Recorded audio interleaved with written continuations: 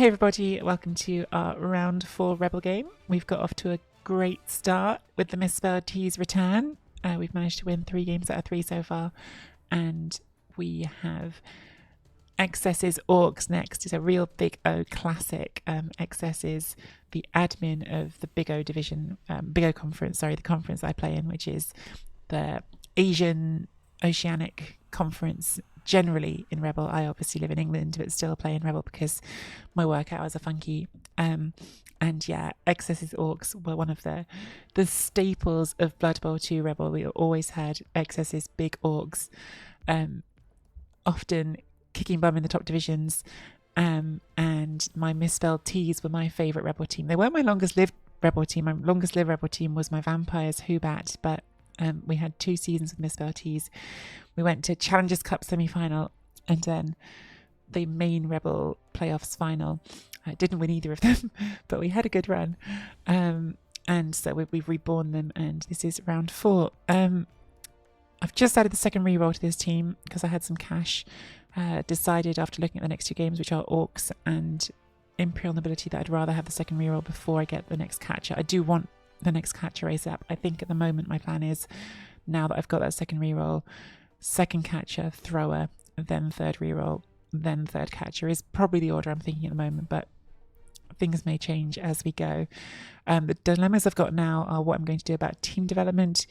I obviously block on a catcher, very good and important because that piece is strength 2 and easy to hit, but I think we've got so many SVPs so quickly on catcher, we're going to hold out and try to get the last 5 we need to get catcher movement ideally on the level up, because that just makes them much more of a one-turning threat, although also just makes them a better player in general. And we would certainly take agility if we roll that instead. And my dilemma is Lady G'day. So normally what I would do, picking skills on war dancers, is 1 strip ball, 1 tackle. I think that's a perfectly sort of like normal, standard, generally correct way to build your war dancers. Those are 2 just such important skills that they can make the best use out of. The things that might change my thinking on that, there's a couple of different things that I'm thinking about.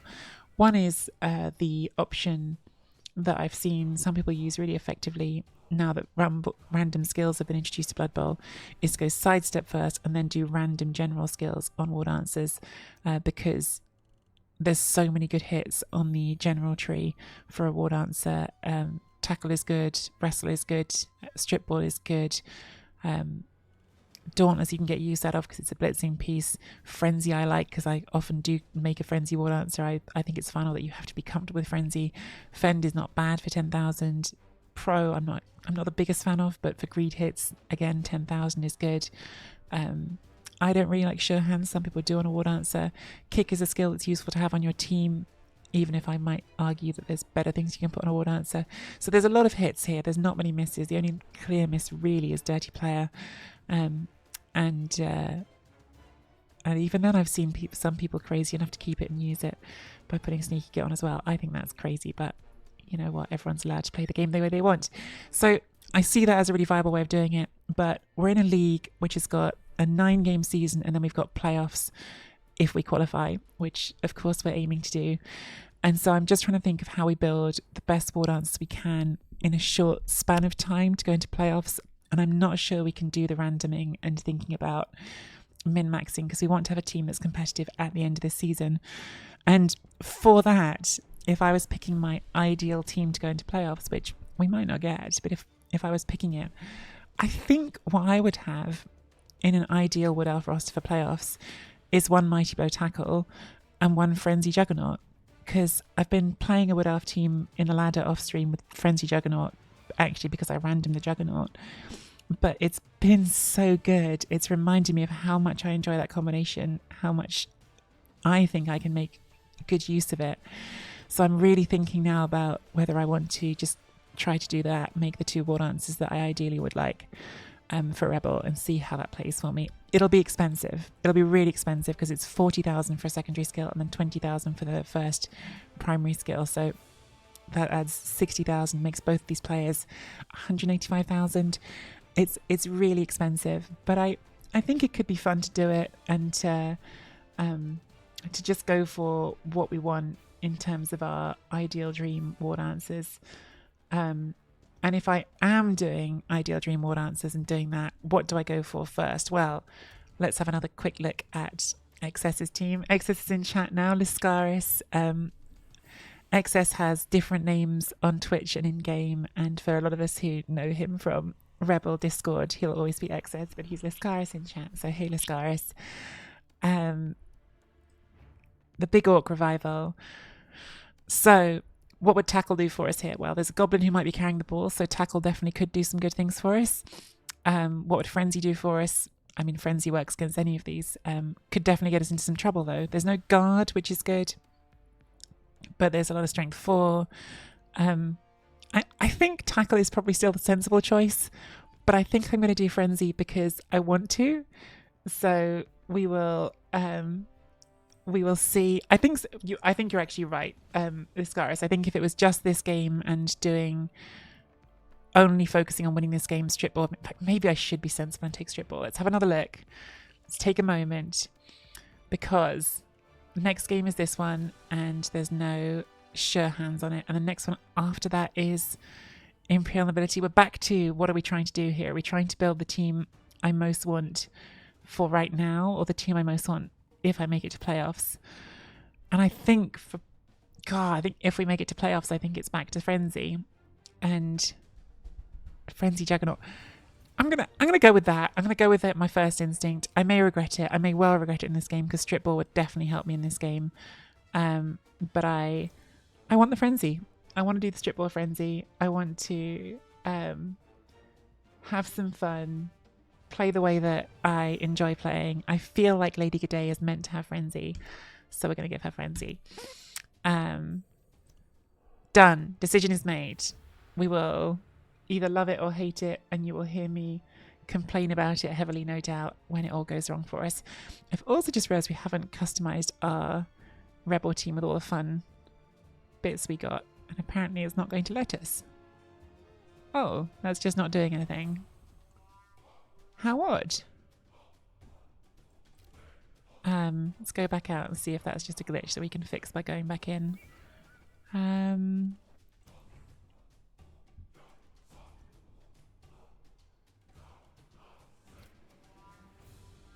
Yeah, it's just a glitch. Okay, let's give everyone all the cool bits that we got, because we paid some warpstone for some of those, so why not have the team looking good?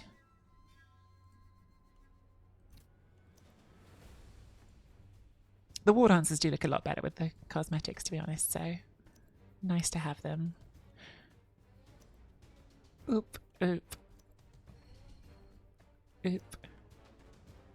Ooh. Catchers. Don't think we got as much for the catchers, do we? Oh, maybe we did. Did we get we did buy it. We bought a catcher outfit, didn't we?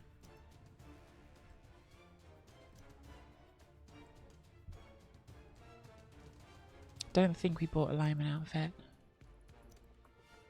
We might have got some of the blood pass. No, nothing of blood pass. Okay, so that's that one, and we need to do tree as well.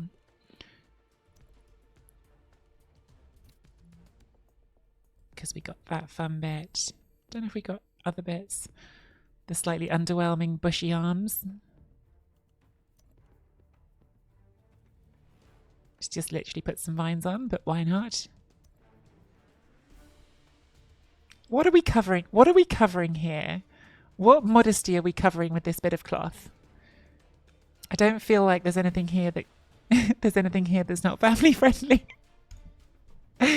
Little loincloth for the tree. I haven't said hello to loads of people while I've been chattering away. Let me say hello to everyone. Noodle is noodling. Ah, it's exciting, Collie. Good morning. I think you already said good morning to Bits. Good morning again to BB Bitson. Good morning, Hargrim. Good morning, Gruff. Good morning, Mascaris and Linen. Good morning. I think that's everyone that I hadn't said hello to. If there's anyone I missed, good morning to you as well. Excess, I'm ready to go when you are. I'm sorry if that was making you sit and watch me witter for a bit while I was deciding my team choices, but I am ready as soon as you would like to hit the button. Do I need the birds and the bees chat? I think it's the birds and the trees chat that we needed to have there. Blood Bowl Nut. Good luck, XS. Yeah, I hope it's a fun game. Birds and the trees chat we needed to have because I'm okay with the birds and the bees, but the tree, I just don't know why a tree needs a loincloth, to be honest.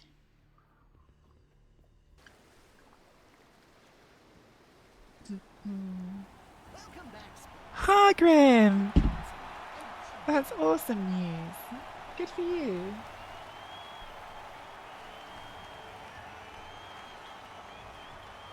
Let's go, Hargrim. Congratulations.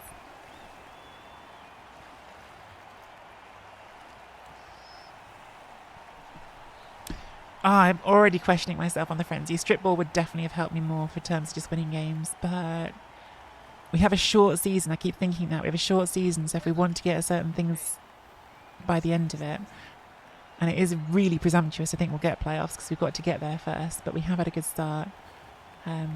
I meant to talk about the playoff qualifying system at the under my last stream, and I didn't, so if you remind me after this game, I'll talk about how Rebel playoffs work because we have the deets now. So just again, quickly, this is my team. I've got a tree, I've got 2 war dancers, 1 now has frenzy, I've got a catcher, and I've got enough linemen to get to 10 players, then 1 journeyman. Then we have XS's orcs with 4 blitzers, 4 big uns, 2 linemen and a goblin. I actually really like this starting build with 3 rerolls and an apothecary. As I just mentioned, XS did have to miss 1 game because he was away in Japan, so he has got a bit less development than he probably would have hoped to have after 3 games. Just the shadowing added on that, a random skill on the lineman.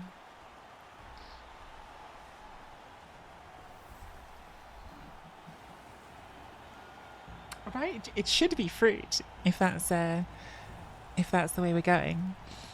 So it looks like X is going to take assistant coaches and temporary cheerleaders. No kegs here. No fear of KOs for the orcs.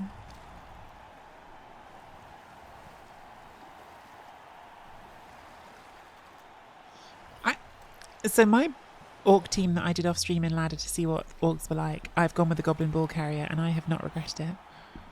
I'm still carrying the ball on the goblin that is now a movement 7 goblin.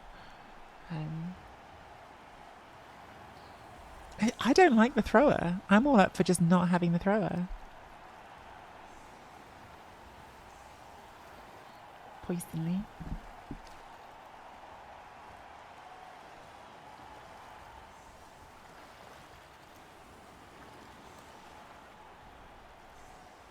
Would have definitely preferred defense first, so XS won the coin toss and put me on offense first is smart play, putting me outside of what I want to be doing. Oh, I actually really like the colour scheme that XS has here, but I'm not sure how well it shows up. Also, I did a bit of tinkering with my stream settings and increased the bit rate after Shepard said there was some juddering on the cutscenes, so hopefully that's going to help the quality of the stream. If anyone wants to tell me if they think it's made any difference, please do. I'm not very techie, but I was told that increasing the bitrate might help with that, and so I gave it a go.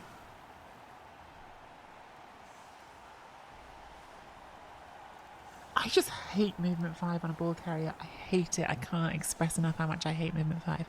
Once you get them up level to better movement, I probably would hate them less, but... We're going to do a Dakar. Dakar. Got no bench. I think we might. Also because XS hasn't set up for it. 1, 2, 3, 4, 5, 6. I mean, on one hand, they haven't got any mighty bow. On the other hand, they are still an armor 10 team playing against our armor 8+ team. That's my ball carrier. Put you in there. You in there. Let's see how this goes. Wondering if XS is confused yet by the tree. Oh, rain. Okay, well, it's probably not a bad thing to be dackering with the rain.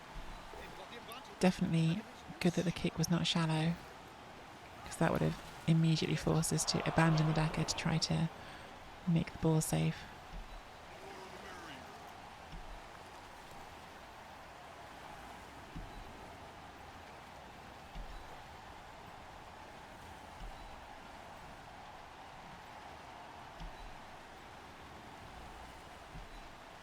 So one reason I might have considered going for the thrower next was actually to do some vanity passing in a situation like this and try to get leader quickly. But good thing with the rain that we didn't go that way. Okay, no fail on the pickup is nice. Ball is safe. And now we dare the orcs to come chase us. Morning, Thelian. I actually find my streams are very clear and don't freeze watching the replays. Some others freeze lots I watch on TV. Interesting BB bits on. Why do I have the tree off centre? I feel like you've definitely heard this before Blood Bowl Nut, but maybe you're asking, so I will have the reason to explain it to people who haven't heard it before. I really like the tree off centre on the Dakar because when you drop back into this Dakar formation, which, as we've talked about loads on stream, we do this to avoid taking hits early in a game, increase the chances that you've got something closer to a full roster in the second half of the game.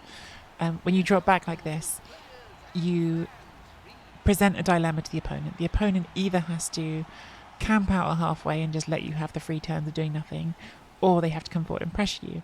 And I think there's an argument for doing either, by the way. I think from their point of view, both are like totally valid.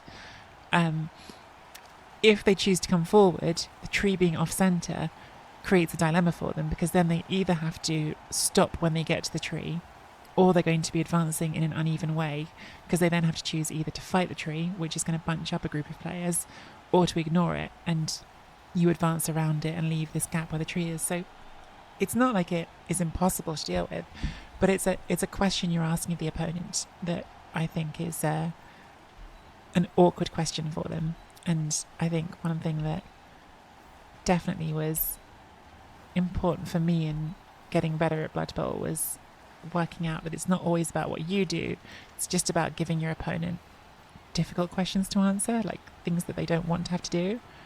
And so for me, I find it quite a nice question to pose them, and then the way they handle it often informs how I approach my Dakar.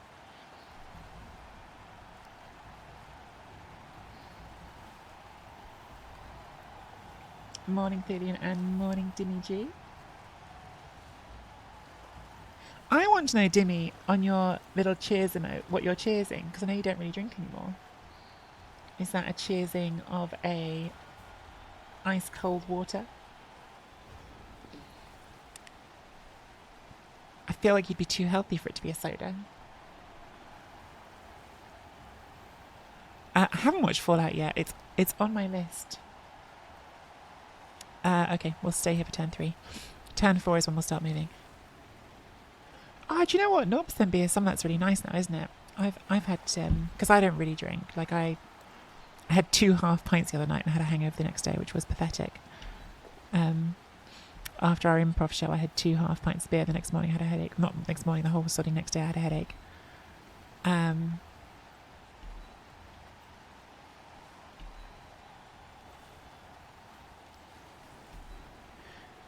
And I wished I'd had the 0%, because, yeah, 0% beer is often really good now.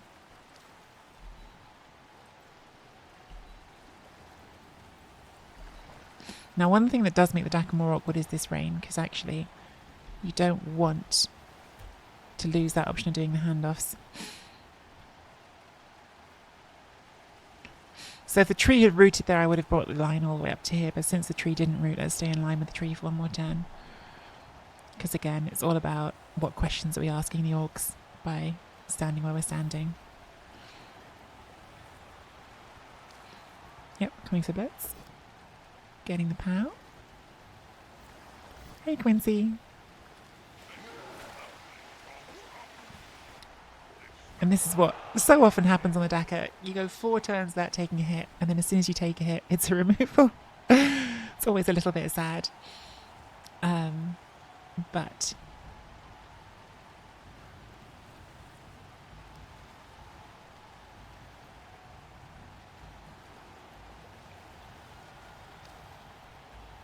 I think there's a serious chance we try a tree FI this turn. Don't have to, I guess we could just bring it there. Like, we want the tree to do something. Obviously, it'll take root now, I've said that, but we would love it to do something. Standing there, at least we're doing something, but if we do a tree FI onto a big one, that could be even better. Wood elf life in a nutshell, exactly.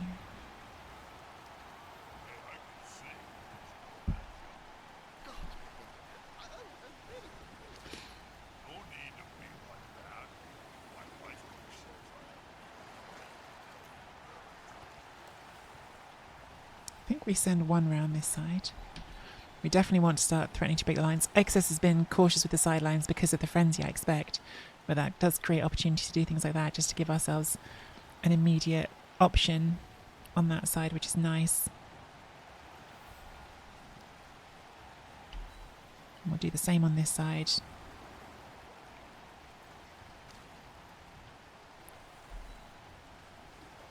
So that's going to be our blitz. Do need to have an extra assist because it's strength 4.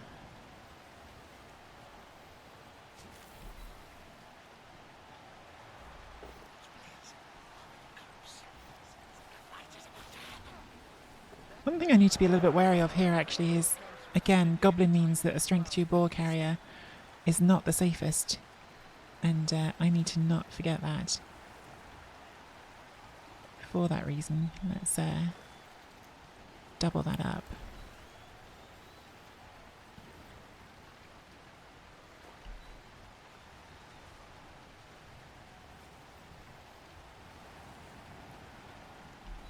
Tree FI makes it. Love that. Okay, that's a really nice position for the tree now.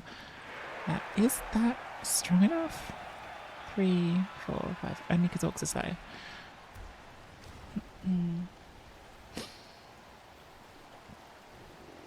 I've deployed a safety ogre against Lordy with the logic that if I'm confused by what I'm doing, he definitely is.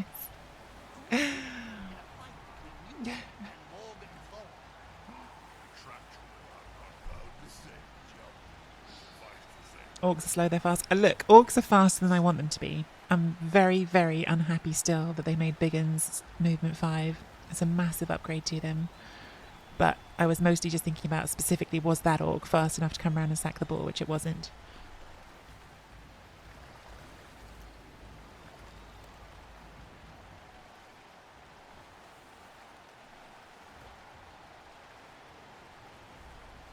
Orcs are Schrodinger's fast?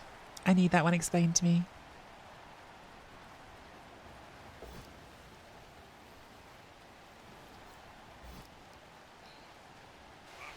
No, it's 2 hits and 2 removals. Damn it, Excess, calm down, alright? 2 hits and 2 elves off the pitch. This is not a good recipe for the elves. Again, one of the reasons that you do the Dakar is hoping that it will give you more players in the second half, and we're not trending that way at the moment.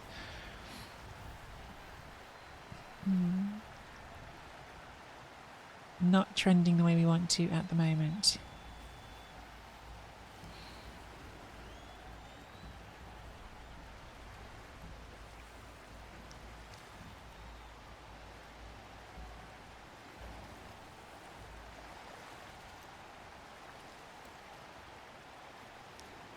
But the frenzy is still making these sidelines difficult, which is good.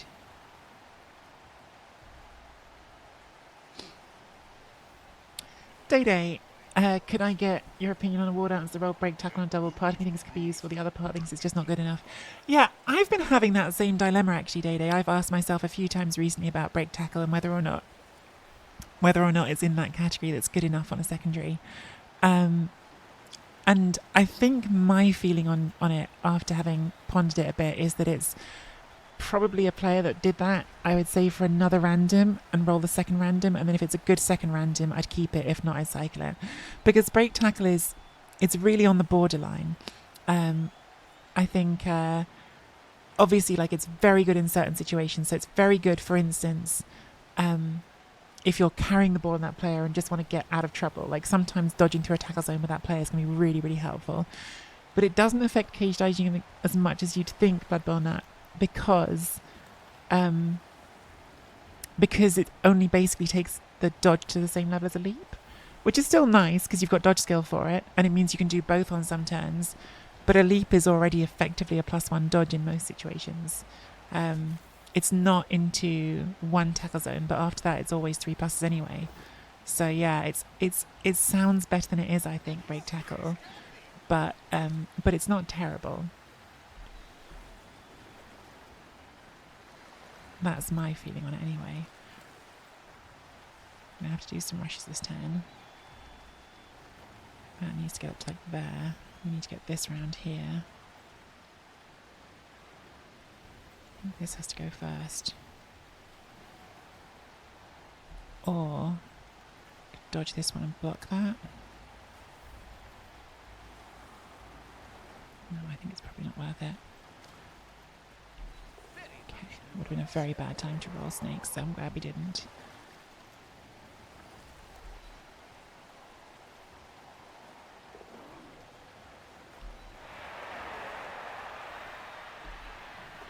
Okay, that's good. Goblin is still a threat here. It's a shame we didn't manage to get the knockdown on that. What's next? That to there.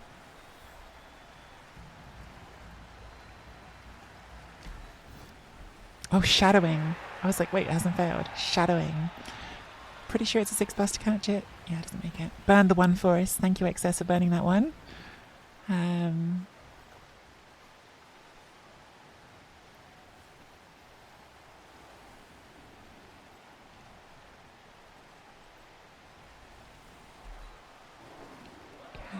think we're looking for double rush here to get there to make this safer from the goblin.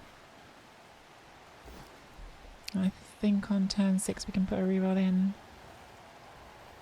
Problem's going to be if we fail the next one, we can't. Okay, good. Alright. This one we'll just punch. That's fine. And I think at this point we can take the tree block as well. Good.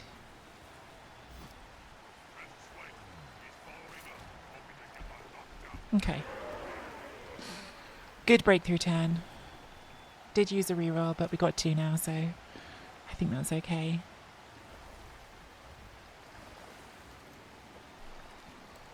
Yeah, I think break tackle's like it's an edge case now. It's like it's not bad, definitely, but I'm just not sure it's as good as you want it to be. But if it's a random, it's only 20,000. Yeah, it depends on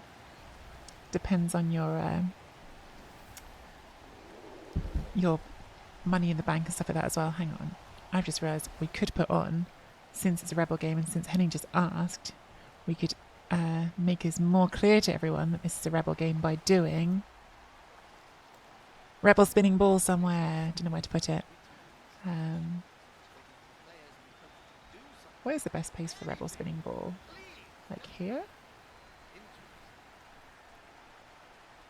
So yeah, it's a league game, Henning. It's a rebel league game. It's our round 4 rebel game. Goes after the Wardons and pows it first time. No! Excess, stop it. You've had 2 hits and 2 removals already. Stop rolling well on your blocks. I don't like it. I don't like it. I don't encourage it. I know you're about to foul it with this goblin now. I disagree with it in principle. This orc colour scheme kind of looks like NMM. I don't know what NMM is, but I like the orc colour scheme. The blue and black stripes. I think it looks good.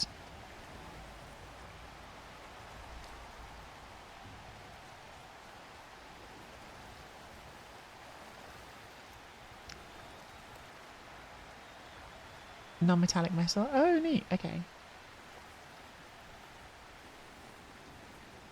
Oh, this is going to be a scary turn. I'm actually thinking about just going in this turn. I'd much prefer to stall for turn 8, but if we try to stall here, it's reliant on no snakes on 4 players. Oh, interesting. Whereas if we score, giving the orcs 2 turns in the rain with no thrower, I mean, they definitely can do it, right? But it's not like it's easy. Having said that, they've given us dice to roll here anyway. Surprised they didn't go for the foul on this. I assumed War Dancer on the floor means War Dancer getting stomped, but XS has done a really nice job of making this all less comfortable for us. So now we've pretty much got to do dodge and hit with you, I think. Or with you, I guess. Doesn't really matter. It might as well be you, actually. I think you're slightly better to do it out of the two of them, but it's got to be one of you. Okay, no one there's good. Pushes is fine. Are we now hitting this before we dodge to score? Guess why not?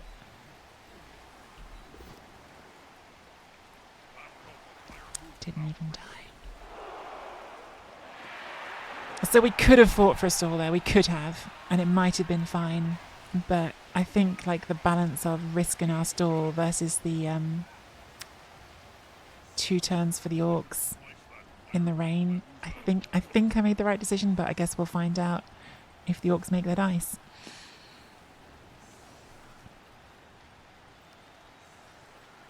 Good news is, if nothing else, we got our catcher, who is now just 2 SPP away from that level for a stat, which would be fun.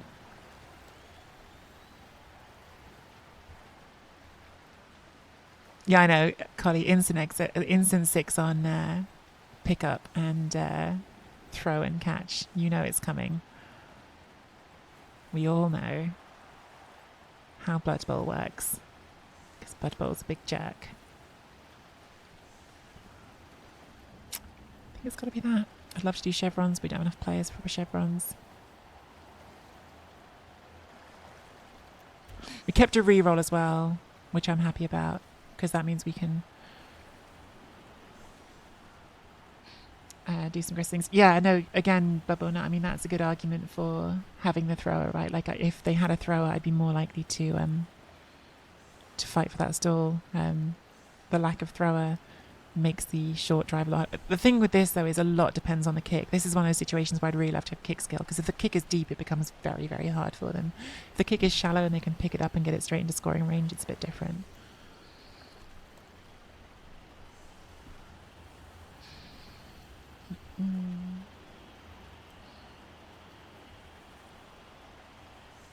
I've played Blood Bowl before, exactly. Collie knows how dice work. Excess dead yet? Not yet, Linen. In fact, he's killed, well, maybe not killed, but serious injury on Matey before Matey's got any SPP. Is close to a death sentence for a lineman, unfortunately. Morning, Cyanide Studio. Morning, Ode to Joy. Working on Ripper number 2, raining in game, battering outside, cup of tea, cozy painting, nice. Yeah, Ripper looked really good. I'm still mad at you, Thelian, for bringing Ripper Underworld to NAFC, but it does look so good. So many talented people. Jeez, all of you. That's a very nice kick for us, and a blitz. Okay, so we actually could score here still with that blitz. Only 4 players though. I'm really tempted to do something stupid. I shouldn't, should I? I should just bring the tree here. I was thinking to blitz through with the tree, but that is stupid.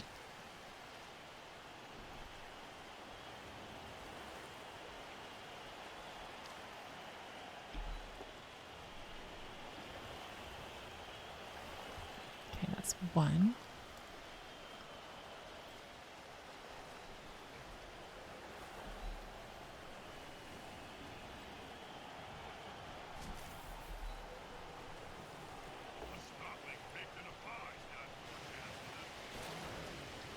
Well, that's a lucky punch.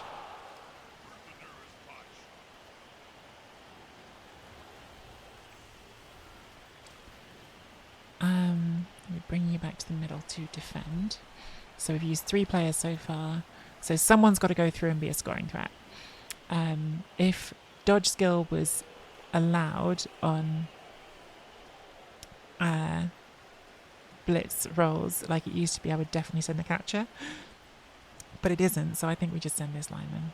And I think it's not that likely that we score, but at least this way we've given ourselves some chance at it. Because now Excess has a dilemma, right? Like, if you want to be safe that the elves aren't going to steal the ball and score, you just blitz that. But if you blitz that, then you can't bring any of these players through here unless you're doing some crazy dodges. So Excess has to choose between whether or not they want to give themselves a chance at scoring or whether they just want to make sure I won't score.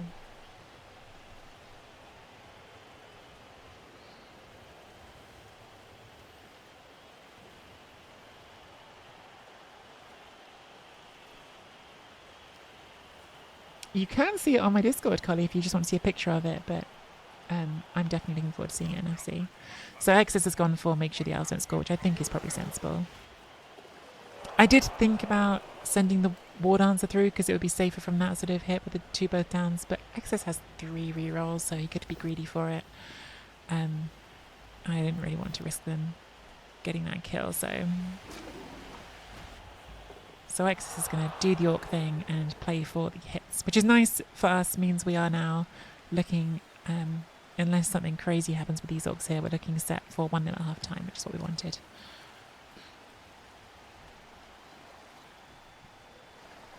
And potentially equal numbers, because we're definitely down 1. Excess has this KO to roll.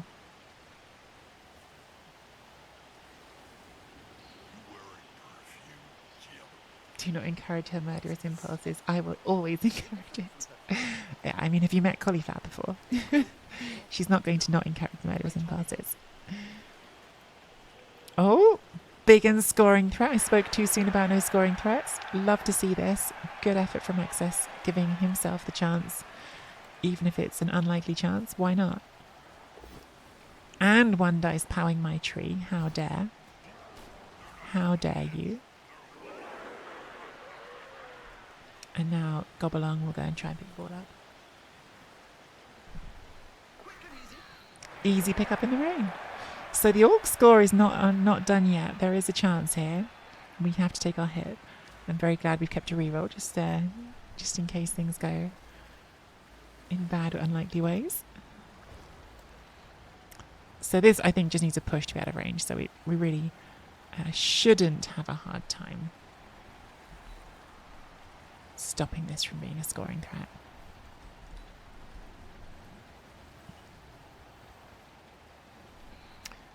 We'll bring everyone back.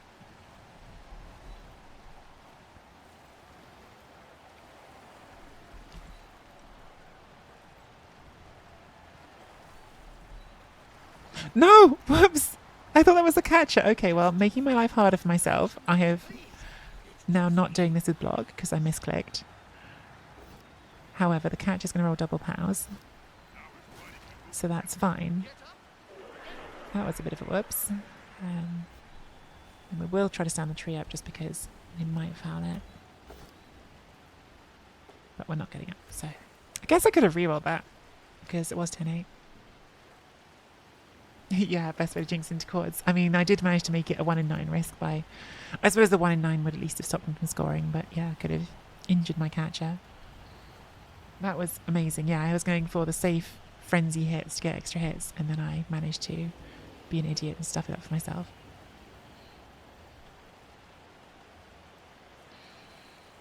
So Excess gets the hit on the lineman. Oh, Alexa thinks I'm talking to her, but I'm not. Hey, Shamba. Could do a goblin pass here. This goblin's already on 8 SPP. I guess this goblin might be saving for a stat or a secondary.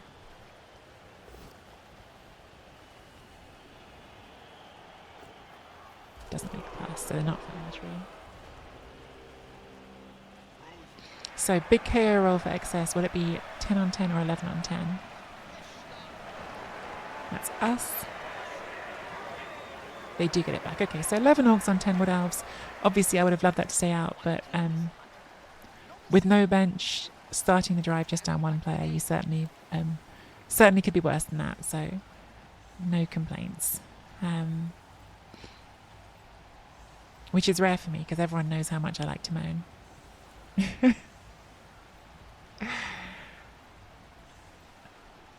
Your favourite moany Blood Bowl streamer?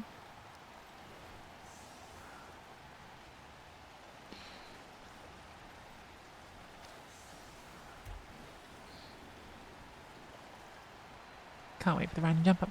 So I am on my off-stream Wood Elf team that I've been running this season as a bit of an experiment to see if I can make something viable in the not very Wood Elf friendly ladder format that the ladder has this season. I've been experimenting with different things, and one thing I did was random agility on the tree, which on that team happened to get it a dodge, which is pretty nice. I actually think, having looked at it some more, I genuinely, I know this sounds mad, I think that random agility is probably the right random to go for if you're going to random first on the tree, because there's a surprising number of hits for trees in the agility tree. Dodge is good, because dodge makes it much harder to get knocked down. It's amazing how many hits that tree has taken extra because of dodge skill, and because players with high strength on opposing teams don't tend to have tackle. So yeah, dodge is really good. Jump up, obviously very good for a tree. Defensive, great for a tree once it gets guard as well. It's going to be a really nice skill down the line for it. Officious Ref has sent someone off. Officious Ref sent off a blitzer for the orcs. Wow, so we are 10 on 10. Super, super harsh on the orcs. Super unlucky. The slot merchant says that Nick did it as well. I think sidestep is sneaky good on a tree, right? Because on the one hand it's bloat because you've got sandfirm already, but sidestep is wild on a tree. Like sidestep making a player that sandfirm means that if they gang up their big strong players on you, it means they'll get a second hit. Sidestep means you can step away. Oh, there you go, straight to 9 for us. And another serious injury. Don't like these nickels stacking up. But yeah, sidestep is wild on a tree. Means when they gang up on it, you can sidestep to a better square. Means if you put it on a cage, you can move into their cage. I think sidestep could be incredible. So yeah, sidestep I actually think I'm really interested to try. And then even diving tackle. Diving tackle's kind of only good if you do one of two things, which is save up for either save up for movement or also random jump up. But if you do either of those two things, then diving tackle's amazing as well, because you're sticking your strength 6 player on pieces and saying, now you have to dodge away. So I actually think that the agility tree has a surprising number of hits for a tree, which I didn't really think about until I did it, and then looked at it and thought, yeah, it's certainly way more hits than the general tree for it. So yeah, Surgeon, I think what you're saying is also totally viable. The other Wood Elf team that I've done, I save for movement, and it's been really good. Saving for movement on the tree, exceptional. For 20,000 free stand-ups, really does do something that you want the tree to be able to do. So I'm not against that either at all. The only thing I would say is, if you've got a lot of time, like in ladder, to cycle a player, I think it can make sense to do that random, because that's the bigger saving. A random strength skill saves you 10k, a random agility skill saves you 20k. So if you do it and end up with a good one, it does genuinely add some like economy to your team, is the reason that I might argue for doing the random agility. But I think what you're doing is also totally valid, and I think that doing movement is like never wrong on a tree. Like block is really nice too, obviously, it's just that it's expensive. Right, what are we doing here? I'd like to try to create a split in their team here. We did lose another player there. We had another one stunned, so we're definitely light on elves this turn. We either need to blitz here, but that's a big commitment because it's strength 4, or we're blitzing here, so I think we're going to go for the blitz here.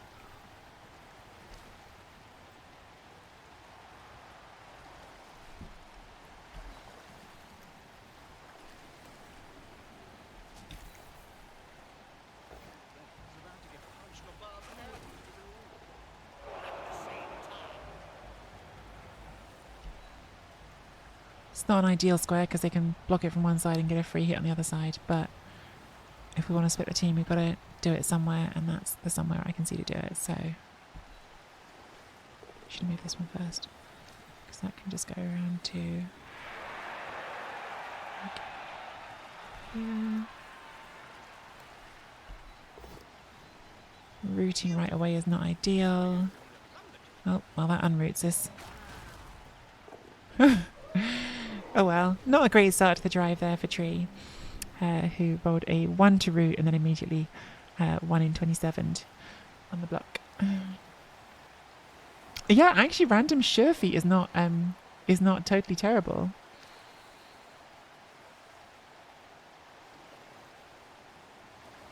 Random sure feet actually could be like sneaky good. So there's just a surprising number of secondary skills on the agility tree that are good for them. I was surprised when I looked at it how many I liked. That's my main thing.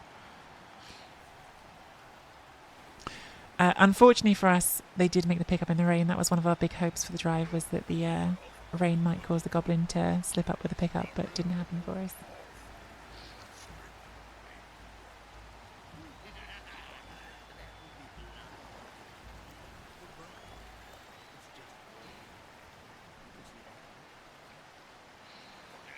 So they have a couple of options here for getting extra hits. You could hit the War Dancer 2 dice into 2 dice, or you could hit the Catcher and you could potentially go 3 dice into 3 dice in the Catcher. The War Dancer's harder to knock down, but probably a bigger threat. So it depends on your perspective here, I think. I don't think either is wrong. But they do need to think about how they're going to reunite their team here a bit, because what we have done is split these 2 lines a bit.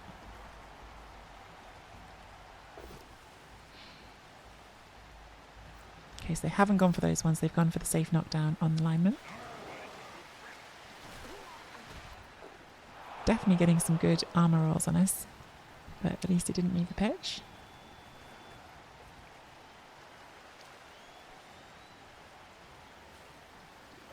Sprint sure feet is also needed. Can you imagine a movement 4 sprint sure feet tree? I don't know if anyone else remembers this, but there was a time in old Blood Bowl ladder, so in Blood Bowl 2 ladder, I did an undead run, and I had a mummy that had double movement up and break tackle. So it was a movement 5 mummy, and if you remember, old break tackle effectively gave you, well, just use your strength as your agility, so it effectively made mummies agi 1+ for 1 action. So I had a mummy that could, with a GFIs, just travel 5 squares of movement and then break into a cage. It was one of the funniest pieces I've ever had playing Blood Bowl. Nothing beats my strength 7 mummy. Strength 7 mummy does also sound hilarious. I know I say this all the time and it's probably boring, but like that will always be my thing with these rule changes. I just feel like we've lost some fun. I feel like those pieces were hilarious and weird, and no one's going to do that anymore. The movement plus sprint sure feet ball and chain was also one of my favourites. Oh dear. Tree is not having the game we want Tree to have. I think there is a hit on this ball. Might get my War Dancer killed.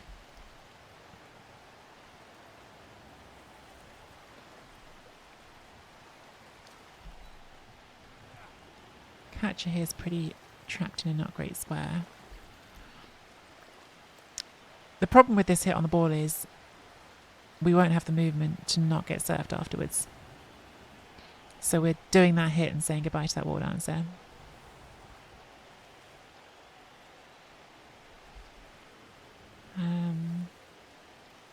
Which maybe isn't smart. I think I'm going to say let's not sell the whole team out just yet. I think we'll get a better chance to do something good.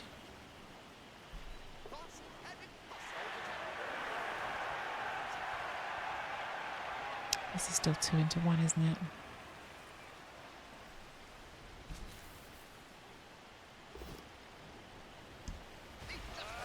Nice punch. Oh, very nice punch. Good job, Lady G'day. Frenzy has actually just given a hidden mighty blow, which we like. I think we need to get this catcher out actually next. Shadowing again. We don't really want to shadow there because it would only take you that way. Oh, and then we snake the second one. And now you get shadow before we find out our armor roll. Okay, armor didn't break.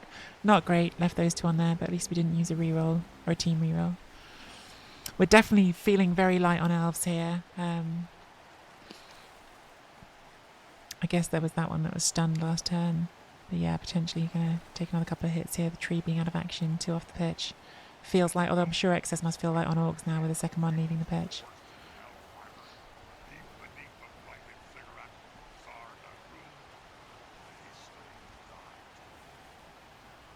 Yeah, I miss it. And I understand some people will always say they felt like they didn't roll those fun levels and so they got ripped off. But I mean, you can still feel the same thing in these rules, right? Like someone else can roll better randoms than you. And I just think that there was like genuinely interesting decisions with some of those stats because like strength up always like was fun and hard to say no to. But actually it wasn't always good. Like often those stats were like genuine questions. Is it worth putting strength 4 on this lineman who hasn't got any other skills? Often the answer was probably no, but you did it because you didn't want to say no to it. And same with secondaries. Like people would take secondaries when they weren't necessarily right to do just because you don't know if you'll roll it again. I think there was so much more interesting decisions in those skills than there are now.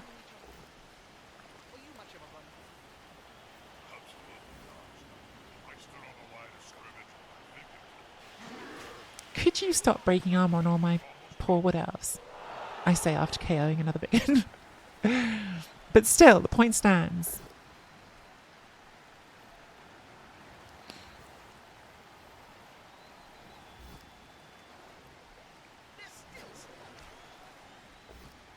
Ooh, fails a rush.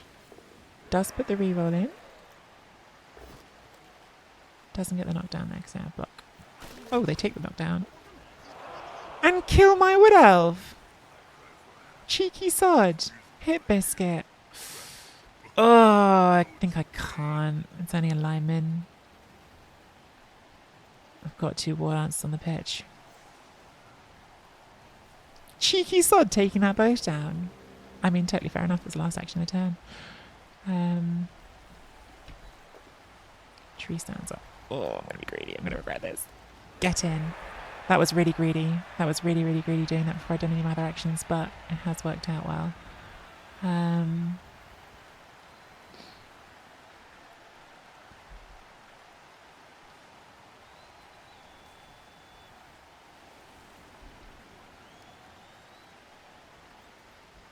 Boring hit here, I think, maybe. We are losing players a bit fast here now, although they are as well. I can just keep remembering that. We have taken off some of theirs.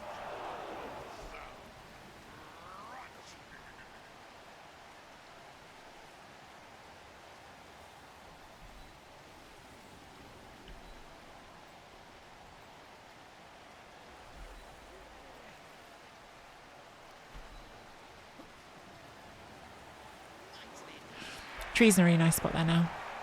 Really good job by the tree getting up and doing that tree FI right away, because now this big one is kind of just really annoyed with its position, because you can get 2 players in for 1 dice on a player that has stand firm, or you have to blitz here. It's the only other way you can make it a 2 dice, or you just have to leave that big one behind and then try and dodge it later in the turn or something. None of those are things you want to do.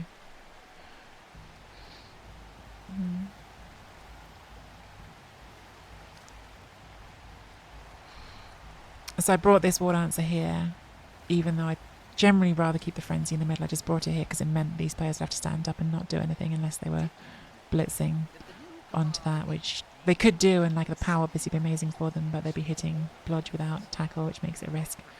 They're not going to go for that. They're coming back with a catcher who's got dodge, so that's good. So they're going to come back to this sideline.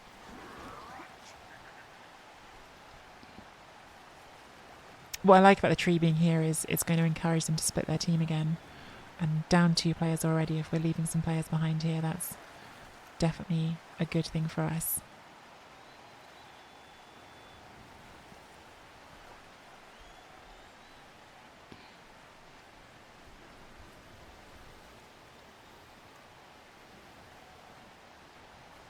Question I keep asking myself is, what is the point at which I go for the 4+ leap in, right? Because I have that option at any point. 4+ leap could go 2 dice into 2 dice in this because it's a strength 2 ball carrier.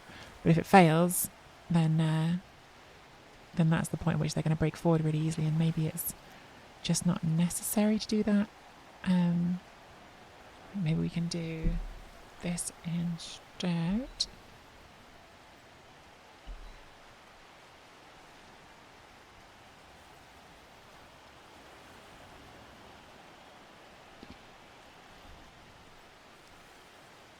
Don't love giving this up, but I think I really...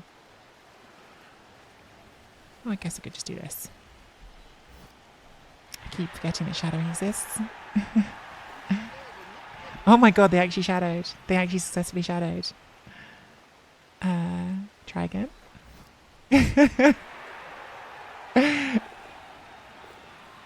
Didn't do it a second time.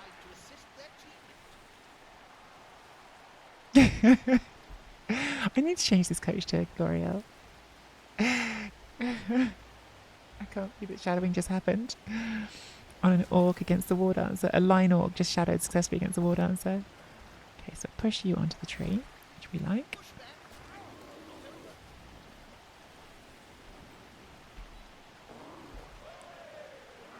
And we're going to risk this. First, I'm going to put that there. Put that there. Good tree. Very good tree.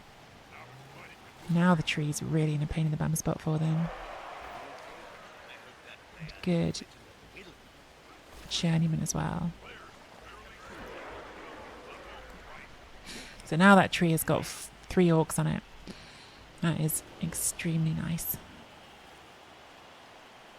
That orc is better than 90% of Delph assassins. That was seriously cool. Like shadowing success on a line orc against the war dancer is hilarious. So turn 13, the orcs do need to start trying to think about getting into scoring range. Unfortunately, we did leave these 2 free. That was the one thing that I was not obviously delighted about from that turn, but can't do everything. We are down a player. I mean, we're on 8 players, so we're down 3 players. It's just that they're down 2 as well, but the pitch does feel like it's getting empty. It does not power the war dancer. That's obviously great for us. Just going to give it a shove. Is the goblin going to make a run for it down this sideline now? Is it time?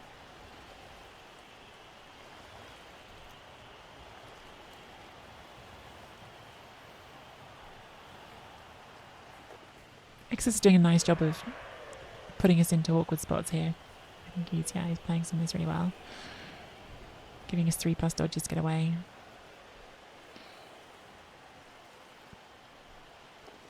That's a big dodge.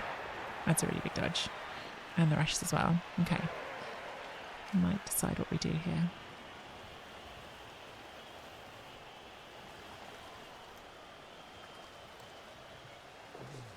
And another dodge. That's made it much harder again. Okay.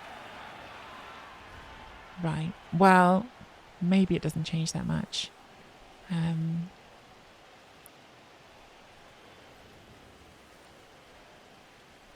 3+ leap. Hit the ball. I hate this because I think that's the play this turn, is take the 3+ leap and hit the ball. But if we do it first and we fail the 1 in 9, everyone's in a bad square. On the other hand, if we do other things first, we hurt our recovery.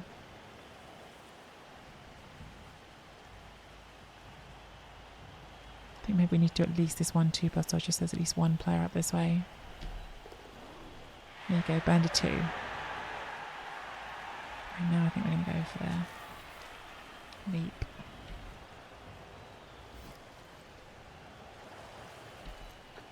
There it is.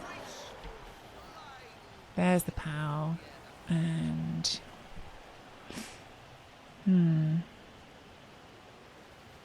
this way is like more towards my recovery, but it's also more tackle zones the ball can scatter into that are bad for us. Okay, not a great recovery for us. but also not amazing for that.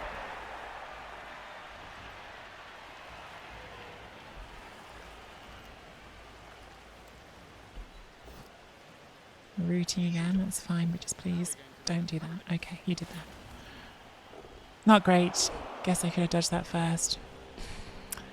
Oh, I should have dodged that first. Yeah, I think that was silly. Oh well, might have just given it back to them. Dang it. That was silly. I shouldn't have done that. I should have dodged that first. Should have dodged this one. Brought it round.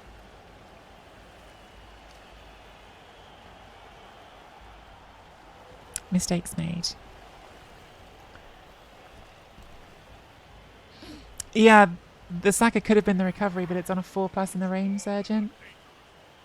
So I was thinking to get more players around before going for the recovery, but then I did that stupid tree block and it was done. Double skulls. Doesn't count. Yeah, no, it was a bad decision to do the tree block. I should have done the dodge. But yeah, I don't think going for the Saka recovery was right either, because that was a 4+ pickup, and I think 4+ pickup is too likely to fail to not have done other things that we could have done.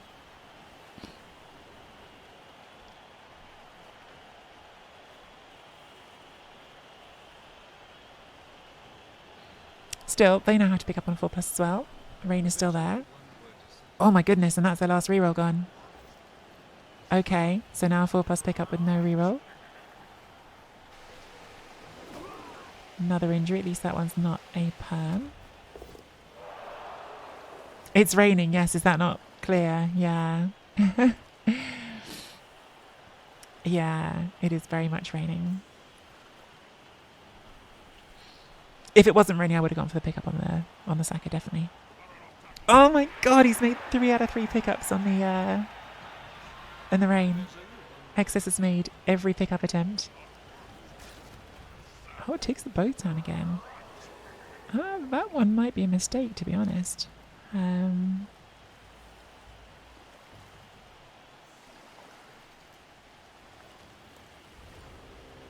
Because now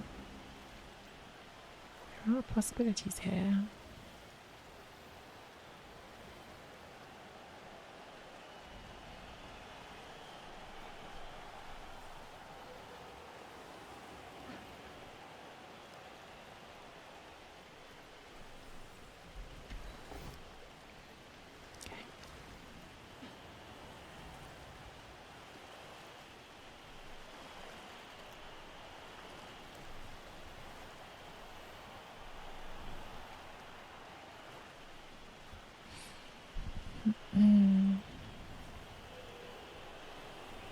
Question is just what's the best of them.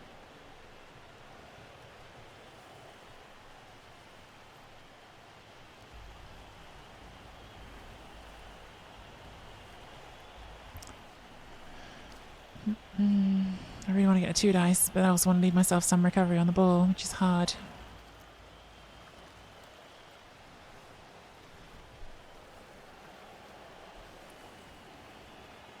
If that wasn't a loner, I'd do that for sure, but it is a loner. That could come around here, couldn't it? Okay, it's that then, isn't it? Yeah, it's that.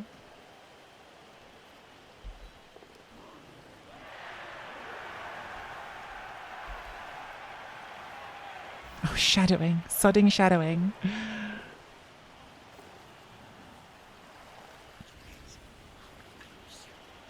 So we go 2 dice into red dice. So it's a 3+ leap or a 3+ dodge. We've got dodge skills, so it's better to do the dodge. Okay, we've made the dodge. It's good. Makes the shadowing. Doesn't change anything for us on that one.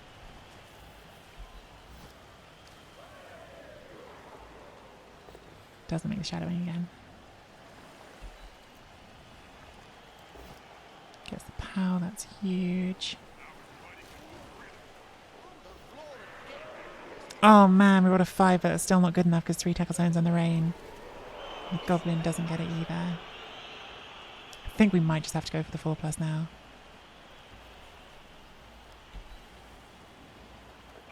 Oh, makes the 4+, that's huge. And now we leg it, I guess.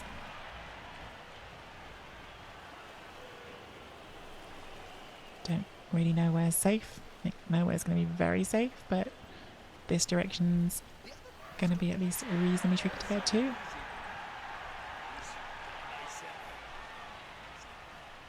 Don't really want a journeyman touchdown, so why don't we bring you back to P? Oh, he's rolled a 1. Okay, so we are down 1, 2, 3, 4, 5 elves on the pitch. We've only got 6 players, and one of them is a tree that's napping, but we've stolen the ball, so it's looking pretty promising.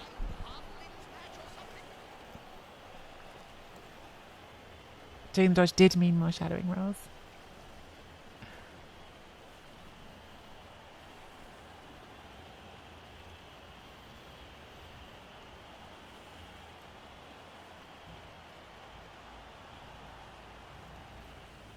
Remember the good old times when shadowing plus tail was a thing?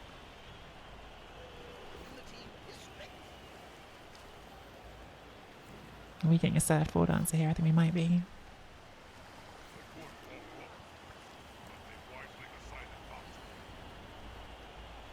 Is shadowing plus tail not a thing anymore? Why wouldn't tail work on shadowing?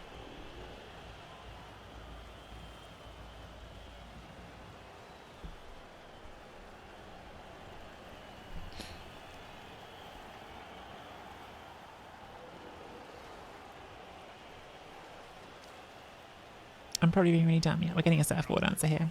We're not, because they're all a pal. Okay,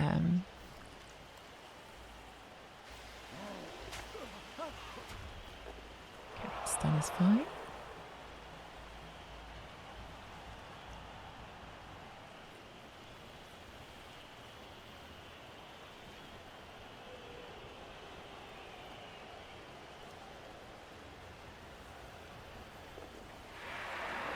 Goblin trying to get in our way.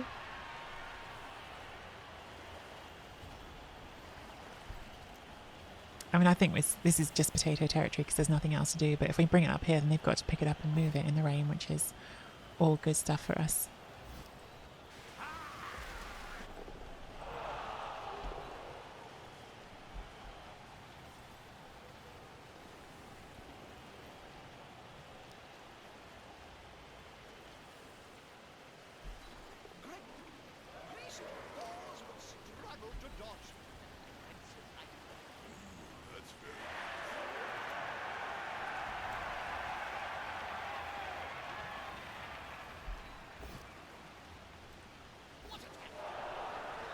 Oh my god, shadowing. Shadowed again! Shadowing OP, honestly. Alright, so we haven't got a scoring threat, but that's okay because we're winning. Turn the orcs, they have to roll a pow on, bludge, and then pick the ball up in the rain and somehow get it forward to their scoring positions. They haven't made the pow, so that is GG. And we can try to throw a vantage pass on the war dancer.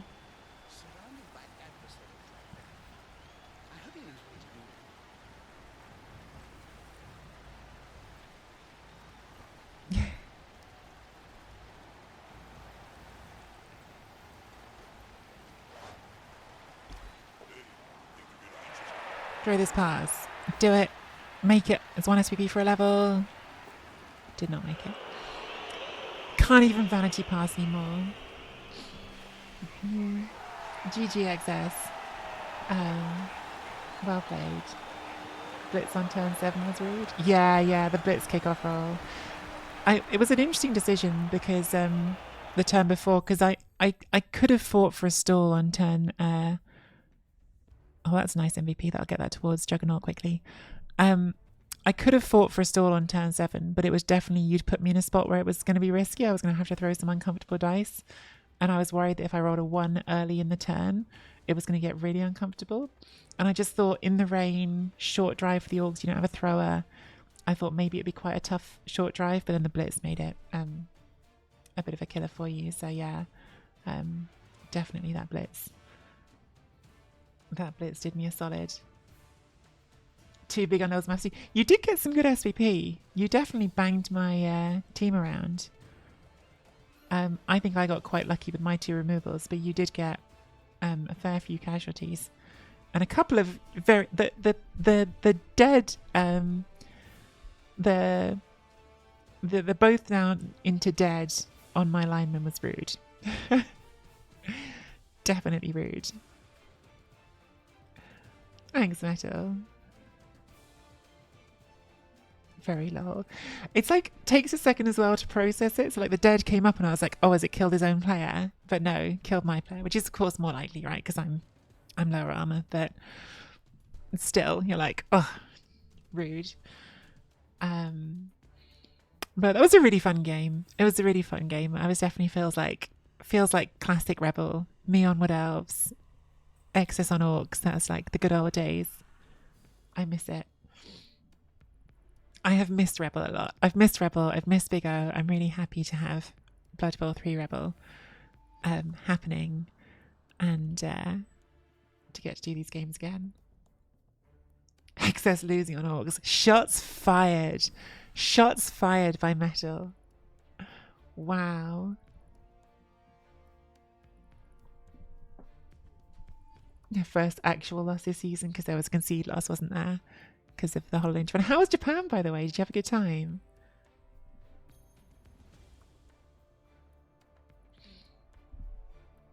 Improv was awesome, Raven. Yeah, we had a really good show. We had a really, really good show.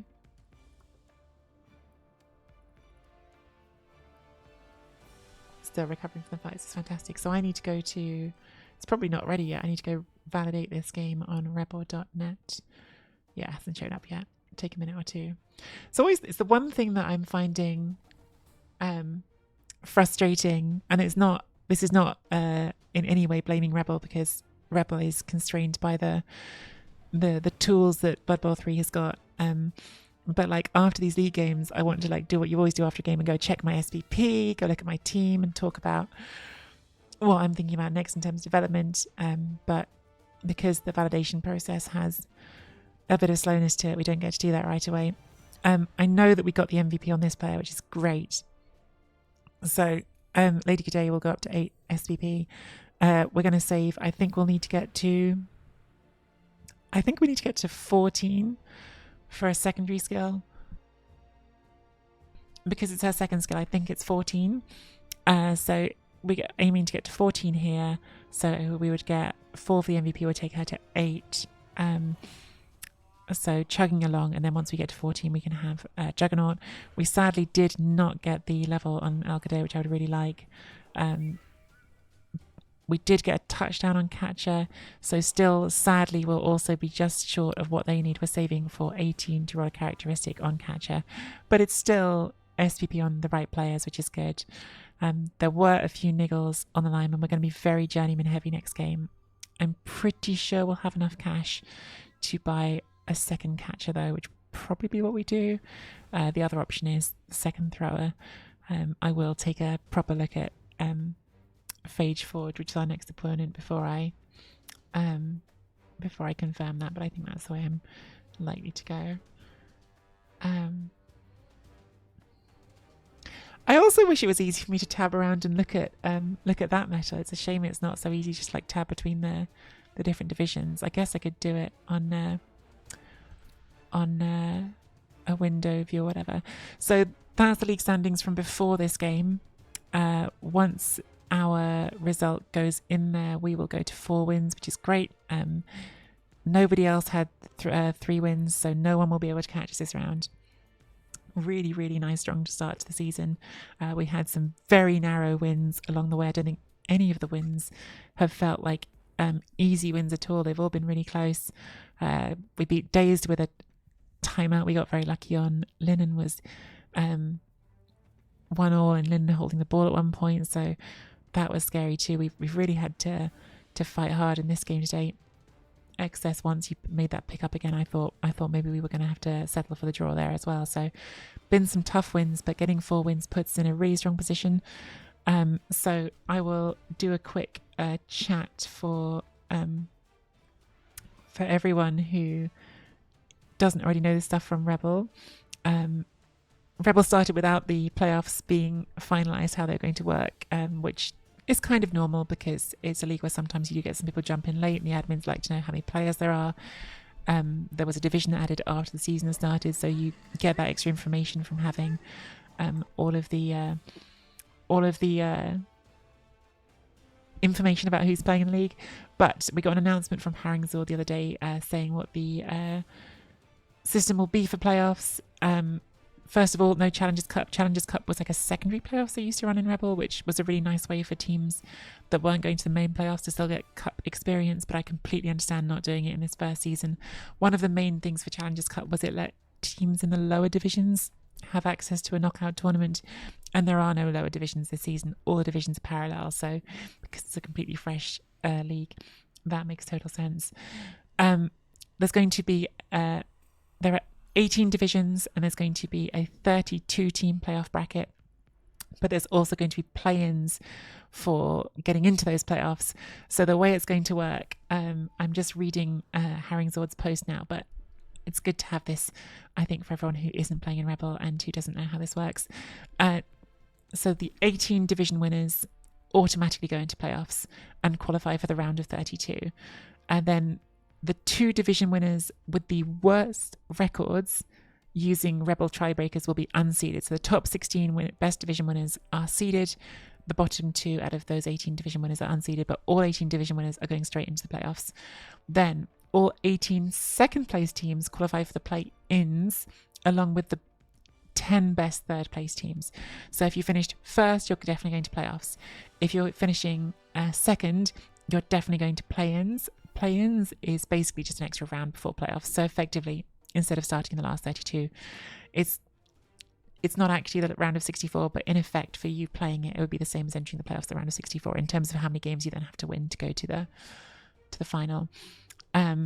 So all 18 second place teams at least get a chance to go to playoffs, they go to the play-ins, and then 10 third place teams. So definitely getting 4 wins to start the division puts in a really nice strong position to try to compete for going to either playoffs or play-ins. There is a note here that you do have to finish third place. If you are 4th in your division and have a better record than the other third place qualifiers, tough luck. You have to finish it in the top 3 of your division to have any chance at it. Playoffs are 16 seeded division winners, 16 unseeded teams, which is the worst 2 division winners, and then the 14 qualifiers from the play-ins. And the other potentially really exciting bit of information is that Rebel has 3 tickets to give out to the Nacon World Championships. I know a lot of people in this stream will have watched the Nacon World Championships that happened a few months ago, where there was I can't remember exactly how much, but a prize pot worth thousands of dollars. The winner won several $1,000s, which is incredible. A Blood Bowl tournament where there's that amount of money on the line is obviously really exciting. Any team that reaches the final of Rebel, so the top 2 teams in Rebel, will automatically get a qualifying ticket to the next Nacon World Championships. So it's an amazing prize for getting to the final of Rebel this season. There's also a 3rd ticket for Rebel. So if you reach the semi-finals, there is going to be a resurrection format 3rd place playoff for the 2 teams that lose in the semi-finals as well. So really big incentive to do well in Rebel this season. I don't think that's like a thing to overthink and like aim for, because it's going to be hyper competitive, loads of great coaches, and knockout Blood Bowl is always a bit of a lottery, because in a one-off game of Blood Bowl you're going to roll some dice and things can happen. But it is very cool that Rebel has that, and I'm really excited already for when Rebel playoffs roll around. Rebel playoffs always used to be like a really big event back in the day with Blood Bowl 2 when I was playing in them, so I will definitely be doing my part, joining in with the Rebel playoff casts, not just of my games but of Rebel playoff games in general if I'm wanted. So really looking forward to Rebel playoffs when they roll around. That was a big monologue, and I missed a raid from Jakala. Thank you so much, Jakala, for the raid. Hope you had a fun stream this morning. Sorry I wasn't reading chat while I was doing my big monologue. The bot is up, so I still can't hit validate for our game just now, unfortunately.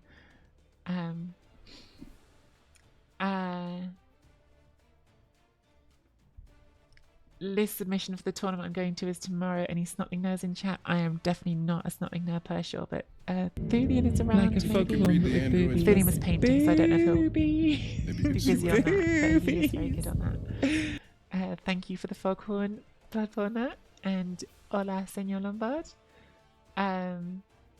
Metal says, we are very likely to have Challengers Cup in the future, but having a tournament helps you seed into higher divisions when we're essentially in the same tier. Yeah, I think what you've done is completely right this season for Metal. I think it's really the fairest way you can do it with every division. Starting parallel. Start this way and worry about that later makes total sense for me. What's the current stance on redraft? Asked Christopher. I remember something that might be manually attempted. Meta says, we're talking about it extensively. There's a lot of stuff available for us to work with, but stuff like redrafting random skills just doesn't work. Yeah, redraft is a conundrum. And I think that what's interesting and difficult with Blood Bowl 3 / Blood Bowl 2020, the rules that have been introduced by Games Workshop for this edition of the game, is that there are things that work really well for redraft in a small local tabletop league that don't necessarily work as well for an Eternal Online league or a ladder league. And I think that stuff is complicated, and I do not envy the Rebel admins having to work that out, but I also definitely trust the Rebel admins to give it a good thought and come up with what makes best sense for Rebel. I think that's going to be, because we still haven't got the option to validate the game on rebel.net, sadly. So I think that will be the end of the YouTube video. If you're watching on YouTube and you've enjoyed that, please do leave a like and subscribe.